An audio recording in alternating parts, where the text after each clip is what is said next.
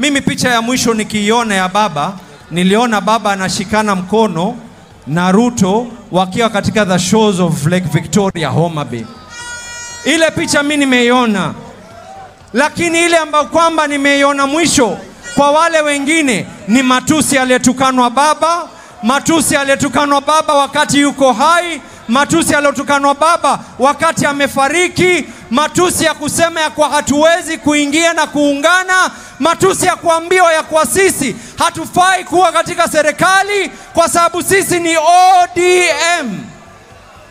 I am ashamed and I am amazed ya kwa leo katika ijukwaa hakuna mtu aliyeinuka na kusema Gachagua, pale ambapo kwamba ulitupeleka, we will not be able to forget. Lakini nimesikia watu kila moja anaongea hivi, anaongea hivi, anaongea hivi.